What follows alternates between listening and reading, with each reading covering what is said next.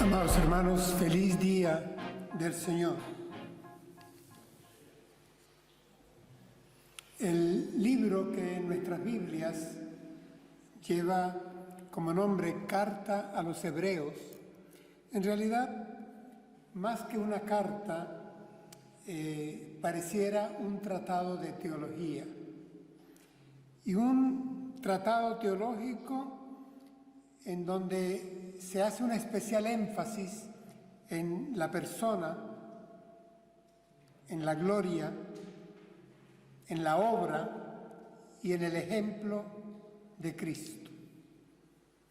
Es considerado por muchos biblistas como importantísimo a la hora de enunciar nuestros postulados cristológicos. El libro en realidad fue escrito, tenía como destinatario a la cristiandad de origen judío. Esta cristiandad muy familiarizada con toda la historia religiosa de más de 1000 años, en donde era muy importante el pacto mosaico, la liturgia sacerdotal de los levitas y, por supuesto, la fiesta principal, la de la Pascua. A estos hermanos es escrita esta carta. No estamos claros en cuanto al autor. Lo que más se inclina en la opinión es que probablemente es de la pluma de Pablo, el apóstol. Pero importantísimo que en sus páginas, en todas sus páginas, desde el comienzo y hacia el final, se habrá de exaltar la persona de Cristo. Al comienzo de la carta se habla de que Él es el resplandor mismo de la gloria de Dios, la imagen de su substancia, quien sustenta todo el universo con su poder, con su palabra. Se le exalta al Señor. Y al mismo tiempo que se le exalta, también en las páginas de este libro va entretejido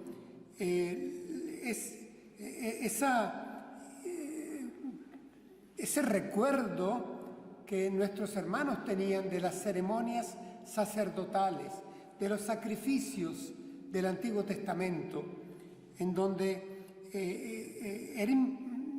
era muy importante para ellos, habían practicado sus antepasados por siglos y siglos, pero no era más que una prefiguración, una expresión simbólica de la obra de Cristo. Y tenían que entender que esto había sucedido así. El pacto de la ley había venido siendo sombra tan solo de lo que sería el pacto en el Calvario por el siervo sufriente, el Hijo de Dios. Hoy, a propósito de que tenemos la celebración de nuestra Santa Cena, quiero que reflexionemos sobre esta ordenanza del Señor y lo hagamos tomando un pequeño texto de esta carta a los Hebreos. Voy a leerles tres versículos, Hebreos capítulo 9, del 15 al 17. Dice así la palabra: por eso Cristo es mediador de un nuevo pacto, para que los llamados reciban la promesa de la herencia eterna, pues con su muerte libera a los hombres de los pecados cometidos bajo el primer pacto. Porque cuando hay un testamento, es necesario que haya constancia de la muerte del que lo hizo, ya que un testamento no tiene ningún valor mientras el que lo hizo siga con vida. Reina Valera contemporánea. Hermanos, hoy nos referiremos, por lo tanto, a lo que los reformadores hace 500 años, en su totalidad, insistieron en sus escritos la teología del pacto, porque creemos nosotros, desde nuestra fe cristiana, como ellos lo resaltaron, en que nuestro Dios es un Dios que se relaciona con los hombres a través de la figura del pacto. Nuestro Dios ha revelado a los hombres su carácter, su voluntad y su plan de salvación. Y lo ha hecho de una manera explícita y cada vez más clara. Lo hizo a medida que avanzaron los siglos y el hombre iba haciendo historia. Así que nuestro Dios es un Dios del pacto, que ha pactado con los hombres. Y los reformadores hacían insistencia en que hubo un pacto, según la Escritura, en la preexistencia del universo, del cosmos. Antes que todo fuera constituido, hubo un pacto trinitario, un pacto en el cual la Trinidad misma acordó cómo rescatar, cómo salvar a la humanidad que se habría de descarriar. En ese pacto trinitario, el Padre, desde antes de la fundación del mundo, elige. En ese pacto trinitario, el Hijo habrá de ofrecer el cuerpo que tendrá para redimir. Y en ese pacto trinitario, el Espíritu Santo habrá de sellar y santificar a los creyentes para luego glorificarles junto a toda la creación. Este pacto trinitario no será objeto de nuestro tratamiento, de nuestra reflexión hoy.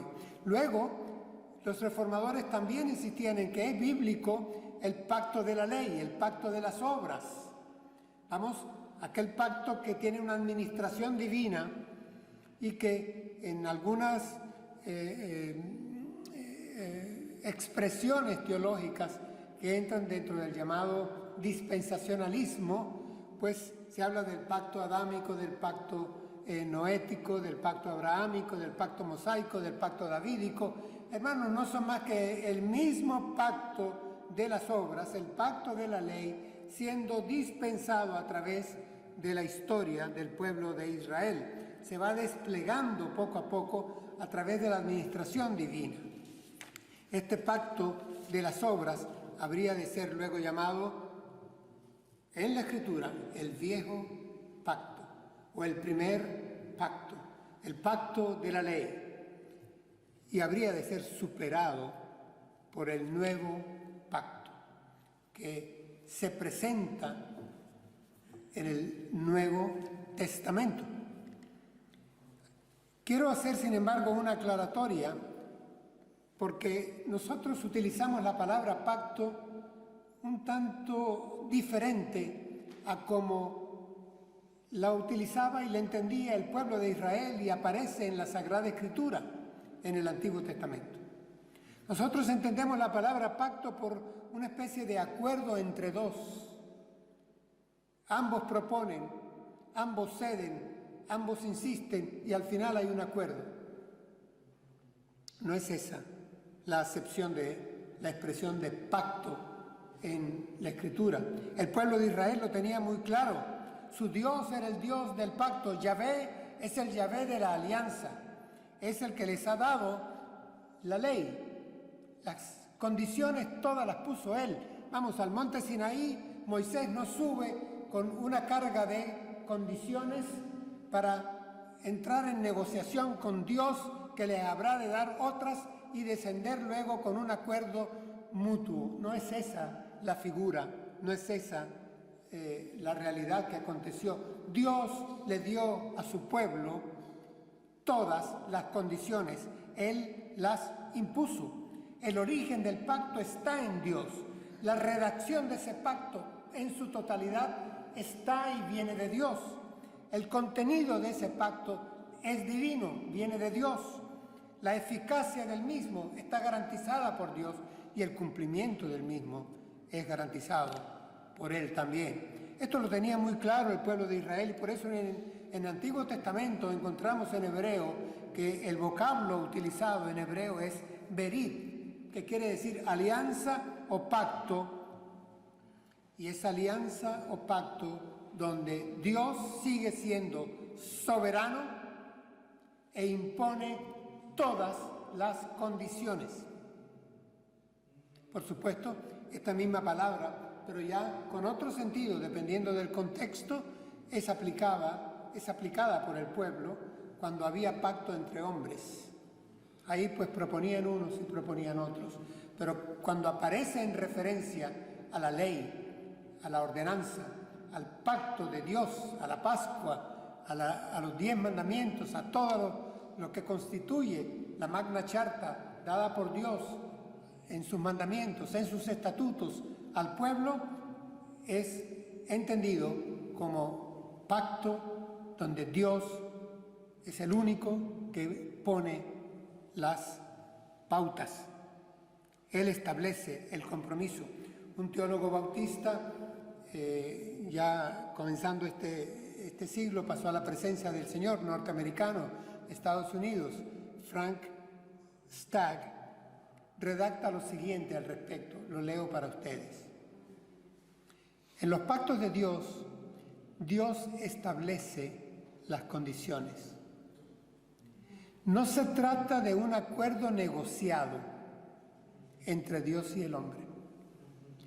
Dios no ha invitado al hombre a elaborar algunos acuerdos aceptables recíprocamente.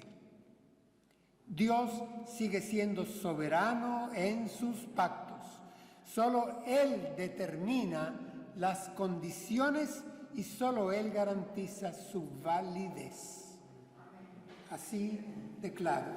Esto es teología reformada, tomada de la Escritura, expresada por Frank Stagg en una parte de su teología sistemática.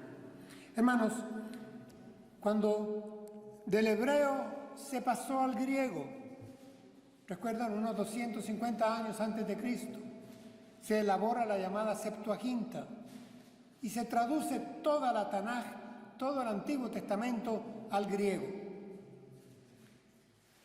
Estos hermanos nuestros, de sangre judía, conocedores del griego, hicieron una precisión lingüística, fueron muy cuidadosos al traducir el vocablo pacto, berit, y pasarlo al griego. Tenían dos opciones, lo sabemos ahora.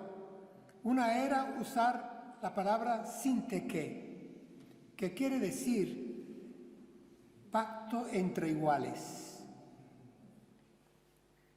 Un acuerdo, un convenio, un consenso en donde dos partes aportan. Permítame la cacofonía. Pero la Septuaginta no fue escrita utilizando este vocablo para pacto. Estos 70 hombres, conocedores del hebreo y del griego, escogieron la otra alternativa. Había otra palabra en el griego. En lugar de sintake, utilizaron diateke. Y esta es la palabra, el vocablo que define pacto en la Septuaginta. Diateke es pacto entre dos partes dispares. No hay mutualismo. Así que diateke es el vocablo que aparece en el Antiguo Testamento griego y luego pasa a ser el término lingüístico que aparece en todo el Nuevo Testamento cuando se quiere traducir pacto, diateke. Diateke significa entonces un pacto en donde una de las partes presenta las condiciones. También tiene una segunda acepción, interesantísimo cómo el Espíritu Santo guió la traducción temprana de los textos. Y esa segunda acepción es testamento. Diateque significa pacto y significa testamento. Por eso el título de nuestra predicación esta mañana, el pacto y el testamento. Hermanos, en la Escritura pasamos así a tener que considerar junto a la teología del pacto, la teología del testamento. Hermanos, nuestras Biblias están partidas en dos grandes secciones. A una la llamamos Antiguo Testamento y a la otra la llamamos Nuevo Testamento. Antiguo Pacto, Nuevo Pacto. Antiguo Testamento, Nuevo Testamento, porque estamos utilizando el griego.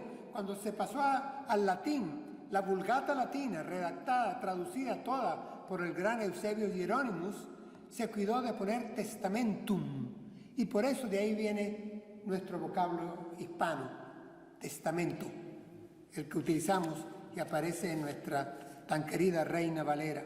Así que, queriendo ya cerrar esta introducción, quiero recordar que para nosotros los creyentes, los miembros de la Iglesia de nuestro Señor Jesucristo, los que conocemos las Sagradas Escrituras, los que leemos la Palabra de Dios, la Biblia, y la interpretamos correctamente, tenemos que recordar y afirmar que Dios, nuestro Dios, no improvisa pactos. Dios no va cambiando de voluntades sobre la marcha de la historia, no se va rectificando, Él no se arrepiente, Él no se equivoca. Lo que Él va haciendo es perfeccionando y ampliando su voluntad a nuestro favor. Y es lo que encontramos, porque Él es un Dios de amor, un Dios de misericordia, un Dios de perdón, un Dios de gracia, pero no de una gracia que es última y que nunca ejerció antes.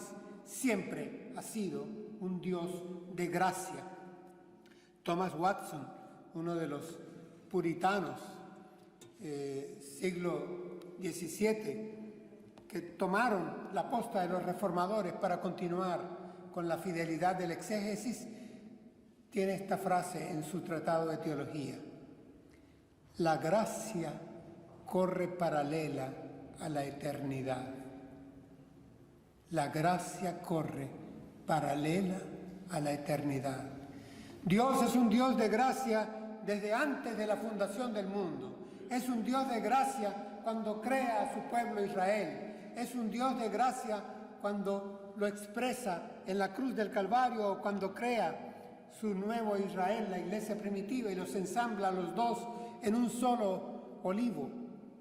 Este es el Dios de la gracia, siempre gracia, desde antes, ahora y por siempre. Yo creo que hemos hecho una lectura un poco superficial cuando pensamos al leer el Antiguo Testamento. Aquí lo que hay es solamente ley. No, hermanos, ahí veremos que desde la primera, segunda página y en todas ellas corre la gracia de Dios.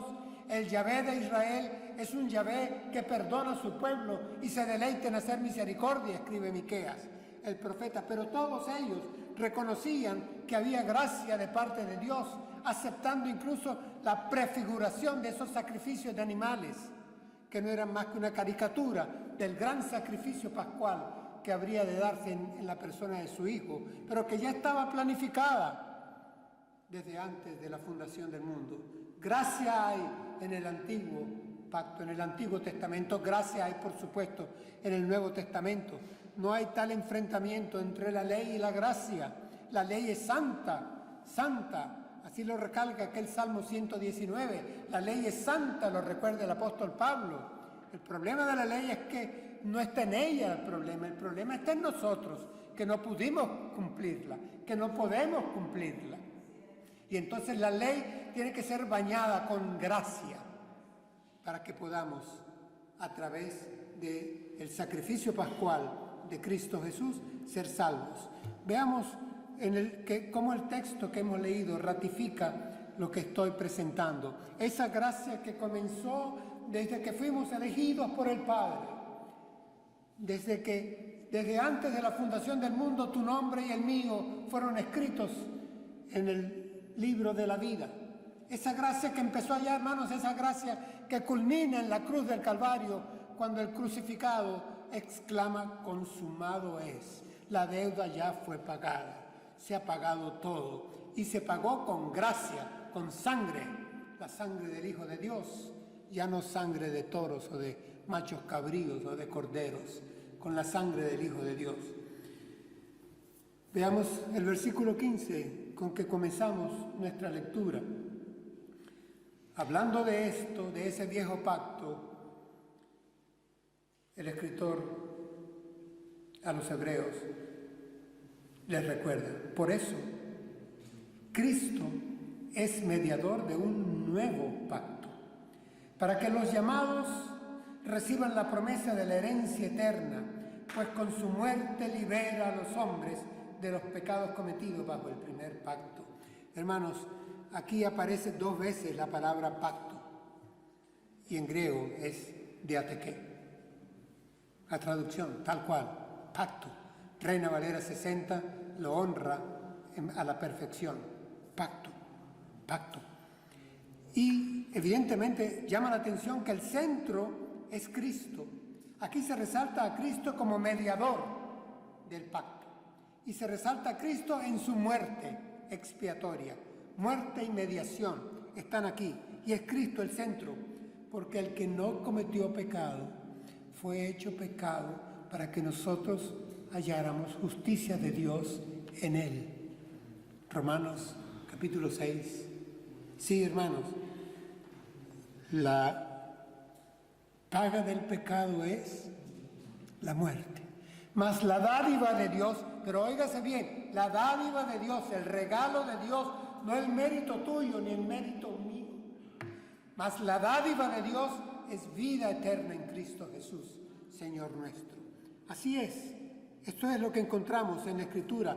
Es Jesús el que es presentado como el Cordero de Dios que quita el pecado del mundo, el Cordero Pascual. Hermanos, la muerte del Cordero en la cruz del Calvario logró la satisfacción de la justicia divina, no la abolió. En Él se cumplió. El santo que no cometió pecado fue hecho sustancia de pecado misma en la cruz, al extremo de sentir el dolor del abandono de Dios por amor a ti, por amor a mí. La justicia se cumplió en Él, pero Él lo advirtió antes de que sucediera. El Señor dijo: nadie me quita la vida, yo la pongo por mi propia voluntad. Es Él el que se entregó voluntariamente, porque de tal manera amó Dios al mundo que entregó a su Hijo para que todo aquel que en Él crea tenga vida y vida eterna. Es una entrega voluntaria, es el Cordero de Dios que no se resistió. Y dice que el texto nos dice acá que Cristo es mediador de este nuevo y excelso pacto que cumple la justicia, pero la cumple en Él mismo. Hermanos, este es el Hijo de Dios siendo ajusticiado, ocupando tu lugar y el mío. Y aquí dice que Él lo hizo para que los llamados reciban la promesa de la herencia eterna, para que los llamados, no quiero abundar aquí en el texto original, no es los llamados de una multitud anónima. No, hermanos, aquí se dice es los llamados por su nombre.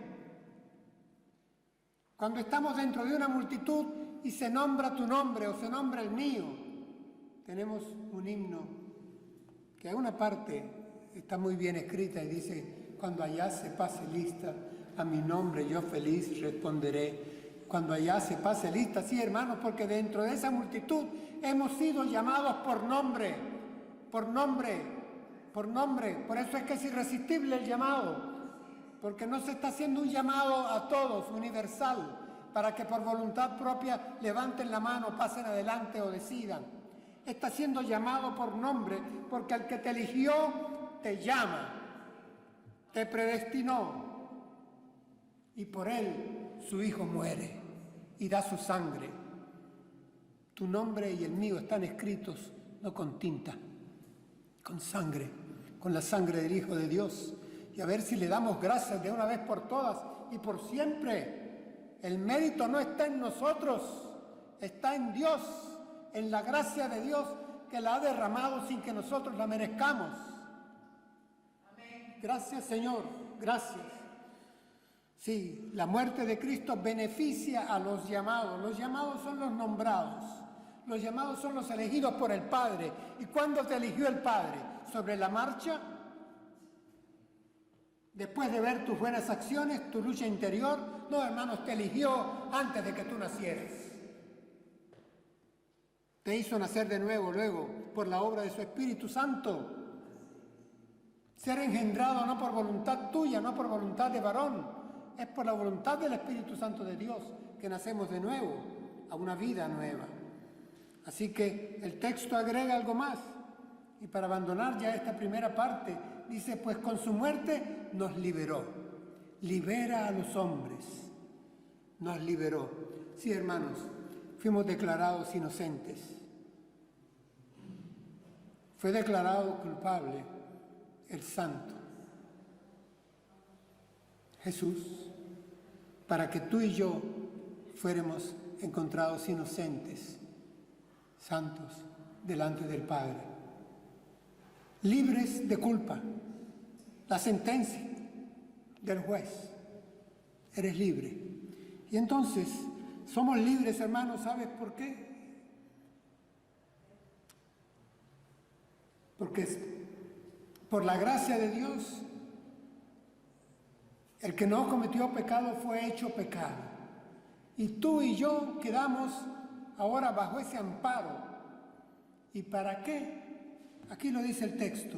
Libres, ¿para qué? Para que recibiéramos la herencia eterna. Sí, hermanos, porque un condenado a muerte, ya que la paga del pecado es muerte, un condenado a muerte no puede heredar. Ya una vez predicamos, no hace mucho, hijos sí, y también herederos. ¿Herederos de qué? De la vida eterna en Cristo Jesús. Somos herederos. Pero si fuéramos condenados, no podemos heredar. Entonces fuimos declarados libres, judicialmente libres, inocentes, y ahora a disfrutar de la herencia. Aquí se habla que recibamos, disfrutemos de la herencia eterna, la que nos ocupa en nuestra última parte del sermón. Porque continúa el texto que leímos, dice, porque cuando hay un testamento, es necesario que haya constancia de la muerte del que lo hizo, ya que un testamento no tiene ningún valor mientras el que lo hizo siga con vida. Interesante.